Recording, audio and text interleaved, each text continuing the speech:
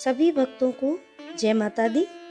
आज हम गुप्त नवरात्रि की कथा का वर्णन करेंगे।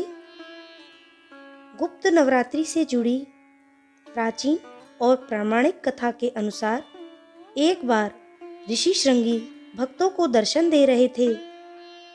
तभी भीड़ से एक महिला निकली और करबद्ध होकर ऋषि श्रृंगी से कहने लगी कि मेरे पति दुर्व्यसनों से हमेशा घिरे रहते हैं, जिस कारण मैं धर्म और भक्ति से जुड़ा कोई काम या पूजा पाठ नहीं कर पाती हूँ।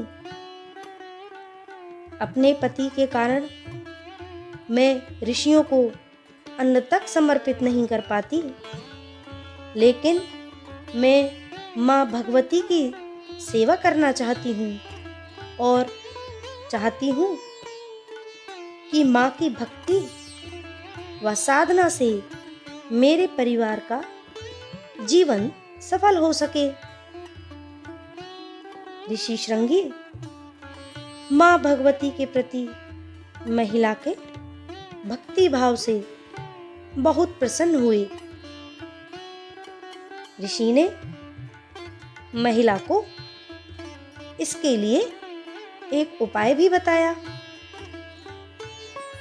उन्होंने कहा कि चैत्र और आश्विन महीने की नवरात्रि के बारे में तो सभी जानते हैं, लेकिन इसके अलावा भी अन्य 2 नवरात्र पड़ते हैं, जिन्हें गुप्त नवरात्रि कहा जाता है।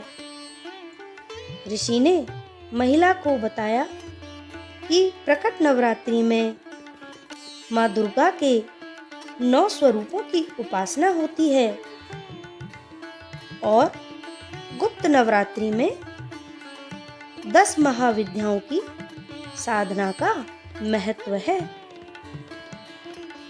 इन नवरात्र की प्रमुख देवी स्वरूप का नाम सर्वेश्वर कारिणी देवी है।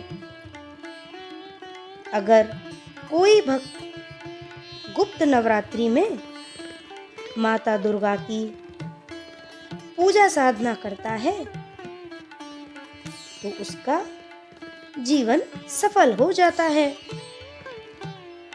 ऋषि श्रृंगी आगे कहते हैं कि लोभी, कामी, व्यसनी, मांसाहारी और किसी कारण पूजा पाठ ना कर पाने वाले भी यदि गुप्त नवरात्रि में माँ की पूजा करते हैं तो फिर उसे अन्य कुछ करने की आवश्यकता नहीं।